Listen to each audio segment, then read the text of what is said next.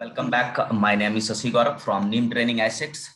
Friends, आज जानेंगे fuel system, कैसे हम इंटरनल कंबशन इंजन में फ्यूल की सप्लाई होती है एवं इसे क्या कंपोनेंट्स होते हैं। तो इसी क्रम में जानेंगे आगे। तो आप अंत तक बने रहे हमारे साथ। स्टार्ट करते हैं फ्यूल सिस्टम एवं इसके कंपोनेंट्स के बारे में। तो फ्यूल के लिए सबसे मोस्ट इम्पॉर्टेंट जो है कि इंजन को रन करने के लिए जो है आपको वहां पे तीन चीज की बहुत जरूरत होती है: एयर का, फ्यूल का और वहां पे स्पार्क होना। तभी जाकर के वहां पे हमारा पावर स्टॉक क्रिएट होता है। जो आपको फ्यूल के मदद से कोई भी इंजन क्या करता है, एनर्जी को प्रोड्यूस करता है। जैसे कि अब फ्यूल के यूज, जैसे फ्यूल में मैं आपको बताऊं, जो जो आज फ्यूल यूज होते हैं, आपको पेट्रोल देखने को मिलता है, होते हैं हाई स्पीड डीजल ऑयल देखने को मिलता है, लाइट डीजल ऑयल। उसके बाद आजकल सीएनजी है, गैस है, जो है इलेक्ट्रिक कार भी देखने को मिल रहे थे। ये सारे इनके फ्यूल होते हैं। तो इसी क्रम में आज जानेंगे कि कैसे इंटरनल कंबशन इंजन में फ्यूल की सप्लाई होती है एवं कैसे ये काम करता है, कि किस पॉइंट पे कैसे लोड के अनुसार फ्यूल का वहां पे सप्लाई हो। तो इसी चीज को यहाँ पे अपने को जानना है। तो जो इम्पोर्टेंट होता है फ्यूल के लिए वो क्या होते हैं कि एक राइट टाइम पे, करेक्ट टाइम पे वहां पे क्या होना चाहिए, फ्यूल का इंजेक्शन होना चाहिए। लोड के अनुसार हो कि एक राइट टाइम पे हो, राइट क्वांटिटी में हो। मतलब किस लोड पे, अगर हमारा लोड अगर वैरी कर रहा है इंजन में, तो उसके अनुसार वहां पे फ्यूल का सप्लाई हो। और जो भी अपन सप्लाई देते हैं, अपन जो भी इंजन के अंदर सप्लाई होता है, वो जो फ्यूल होना चाहिए वो इंजेक्ट होना चाहिए, वो क्या होना चाहिए, ड्रॉपलेट्स के होना चाहिए, राइट क्वांटिटी में होना चाहिए। और जब अगर मल्टीपल सिलेंडर होता है इंजन में, तो प्रत्येक सिलेंडर में सेम क्वांटिटी के साथ वहां पे फ्यूल का इंजेक्शन हो। तो ये मेन इंपॉर्टेंट टर्म्स होते हैं जो कि आपको फ्यूल सिस्टम के लिए बहुत ही जरूरत होता है। बात करेंगे कंपोनेंट्स, जो फ्यूल सिस्टम के कंपोनेंट्स होते हैं, उसमें आपको फ्यूल टैंक देखने को मिलेगा। बेसिकली क्या होता है, फ्यूल टैंक का फ्यूल को रखने के काम में आता है। जैसे कि होल्ड करने के लिए फ्यूल को आप वहां पे टैंक में भर करके रख सकते हैं। तो बेसिकली इसका यही काम होता है। नेक्स्ट बढ़ेंगे फ्यूल पंप का। जो इनके कंपोनेंट्स है उसमें एक आता है फ्यूल पंप। फ्यूल पंप का काम क्या होता है, जो हमारा फ्यूल टैंक होता है एफटी, फ्यूल टैंक से क्या करते हैं कि फ्यूल को सक करने का काम करता है फ्यूल पंप। मतलब फ्यूल टैंक से फ्यूल पंप क्या करता है, फ्यूल पंप वहां से पेट्रोल को अपने लेगा, फिर आगे प्रोसेस में उसको आगे की ओर फॉरवर्ड करता है। फिर फ्यूल पंप से अगर फ्यूल पंप में पेट्रोल को ले लिया, फिर वहां से क्या होता है कि फ्यूल को फिल्टर किया जाता है। अगर नॉर्मली अगर हमारा फ्यूल बहुत अच्छा फिल्टर हो, तो आपको बेसिकली वहां पे है ना 25 से 30% इंप्रूवमेंट देखने को मिल सकता है। क्योंकि अगर हमारा फ्यूल राइट वे में हो, मतलब सही हो, तो वहां पे आपको बहुत सारे पार्ट जो होते हैं, आपको एलिमेंट ये सब जो भी देखने को मिलता है अंदर में, वो क्या होता है कि आपको सही वे में वहां पे आपको दिक्कत नहीं आएंगी। आगे मेंटेनेंस कम होता है अगर हमारा फ्यूल फिल्टर हो करके अंदर आता है।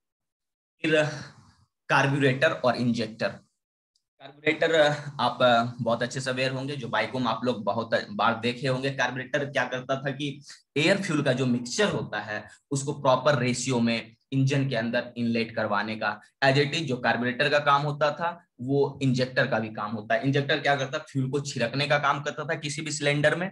बट कार्बोरेटर में क्या होता था, पहले एयर फ्यूल का मिक्सचर हो जाता था, फिर वो जाकर के किसी भी इंजन में इनटेक होता था, तो वो इंजन के लिए इनटेक स्ट्रोक होता था। बट इंजेक्टर में आपको ऐसा देखने को नहीं मिलता। इंजेक्टर में क्या होता था, पहले की फ्यूल की सप्लाई एयर की सप्लाई होती थी, एयर सप्लाई होने के बाद एयर को कंप्रेस किया जाता है, फिर इंजेक्टर के माध्यम से वहां पे फ्यूल का इंजेक्शन होता है।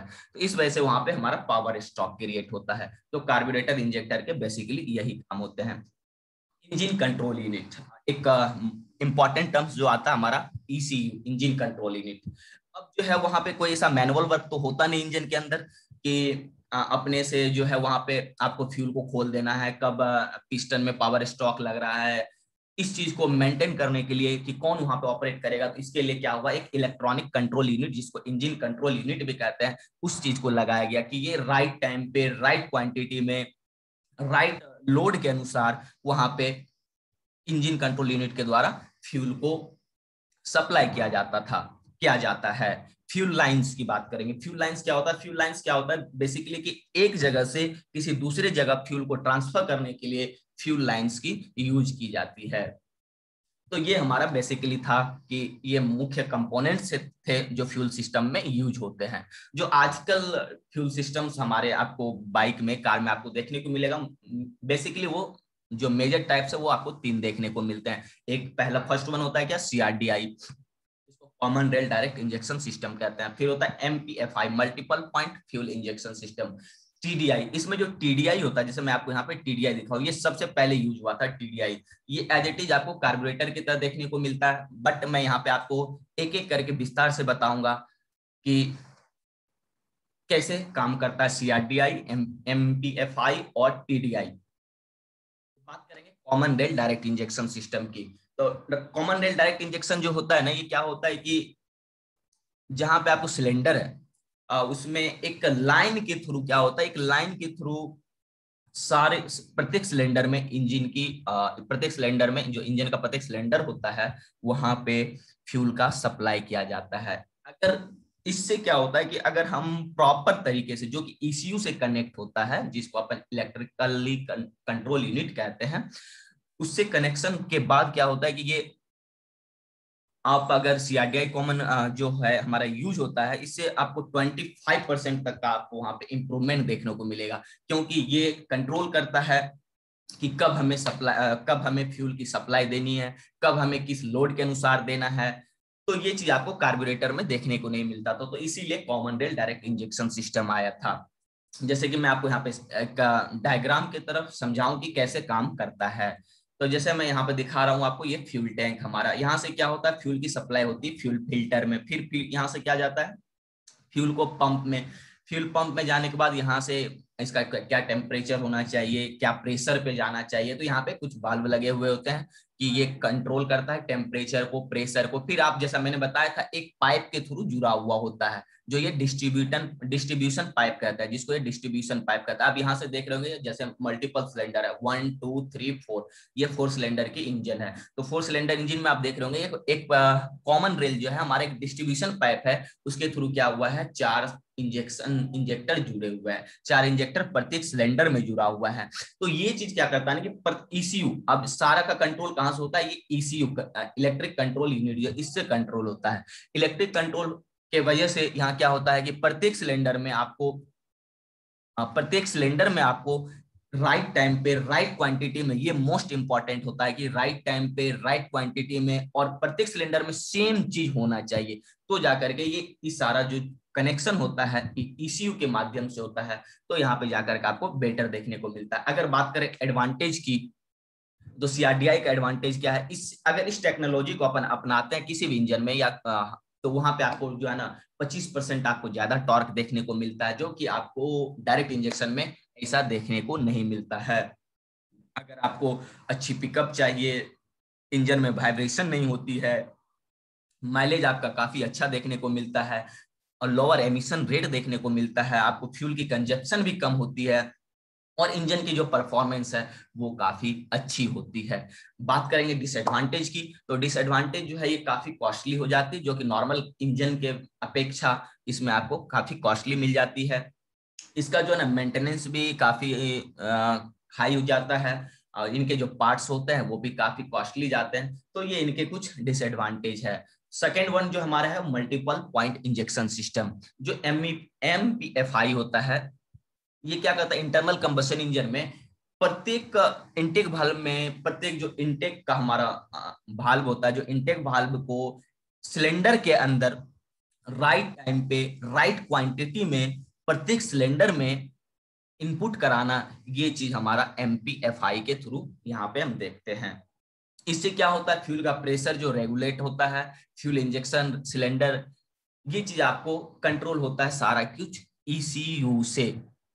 इसमें आपको प्रेशर का जो स्प्रिंग कंट्रोल, आउटलेट वाल्व, ये सब सारा कुछ जो है ना, फ्यूल रिटर्न करना, फ्यूल की सप्लाई करना, क्या प्रेशर पे होना चाहिए, ये सारा कुछ इनटेक मैनिफोल्ड में आपको देखने को मिलता है, जो कि आपको चेंज होते रहता है, वेरी करते रहता है इंजन के स्पीड के अनुसार, लोड के अनुसार, वहां पे आपको देखने को मिलेगा। जैसा कि मैं आपको यहाँ पे दिखाऊं, एमपीएफआई का क्या होता है कि यहाँ एक सिलेंडर है और यहाँ पे आप देख रहे होंगे एक सिलेंडर में दो दो मल्टीपल्स लगे हुए होते हैं। जैसा कि मैंने कहा था आपको पहले भी कि यहाँ पे आपको प्रत्येक सिलेंडर्स में मल्टीपल पॉइंट्स, जो कि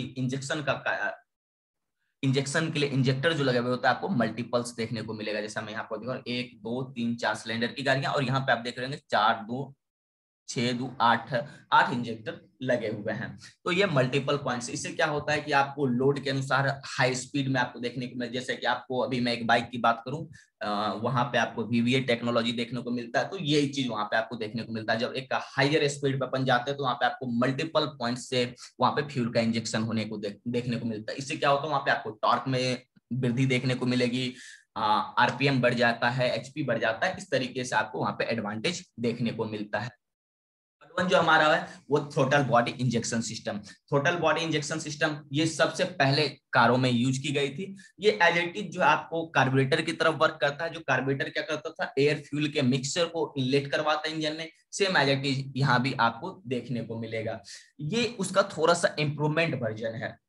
ये क्या होता है, इंजन कंट्रोल यूनिट से जुड़ा हुआ होता है, और ये टीबीआई जो है जनरली क्या करता है कि एफिशिएंट करता है। ईसीयू के वजह से ये ना किस पॉइंट पे, किस टाइम पे और किस क्वांटिटी में जाना चाहिए इंजन के अंदर, तो इस चीज को यहां से निर्धारित करता है, जो कि थ्रोटल बॉडी इंजेक्शन में अपन जानते हैं। तो ये बेसिकली 3 होते हैं। एक आपको सीआरटी देखने को मिलेगा, एमपीएफआई होता है, और थ्रोटल बॉडी इंजेक्शन सिस्टम, ये चीज आपको देखने को मिलता है। इसको मैं एक फिगर के थ्रू आपको यहाँ पे दिखाऊं कि थ्रोटल बॉडी इंजेक्शन सिस्टम का क्या होता है। जैसे यहाँ से क्या होता है, एयर फ्लो की, जैसा मैंने कहा था ये कार्बोरेटर के एज इट इज वर्क करता है। जैसा कार्बोरेटर में क्या होता, कार्बोरेटर में एयर फ्यूल का मिक्सचर को मिक्स कर लिया जाता है। जो क्या राइट क्वांटिटी होना चाहिए, एयर की क्या क्वांटिटी होनी चाहिए, फ्यूल की क्या क्वांटिटी होनी चाहिए, क्या मिक्स जो मिक्स करते हैं अपन फ्यूल एयर का मिक्सचर, उसकी रेशियो क्या होनी चाहिए, रेशियो लीन होनी चाहिए या रीच होनी चाहिए, ये सारा कुछ ईसीयू के माध्यम से करता है। अगर अपन लोड ज्यादा दे रहे हैं तो वहां पे मिक्सचर जो होना चाहिए हमारा फ्यूल का वो रीच होना चाहिए। अगर हमारा लोड कम हो रहा होता है तो उस टाइम क्या होता है कि लीन में भी काम चल जाता है। तो ये सारी प्रॉब्लम को दूर करने के लिए आजकल जो है हमारा एफआई सिस्टम आ गया है। तो गाइज होप आपको वीडियो अच्छा लगा हो। वीडियो अच्छा लगा हो तो प्लीज हमारे यूट्यूब चैनल को सब्सक्राइब करें। अगर वीडियो समझ में आया हो तो कमेंट करें। होप आपको वीडियो अच्छा लगा हो। थैंक यू, मिलेंगे नेक्स्ट वीडियो में, तब तक के लिए बाय।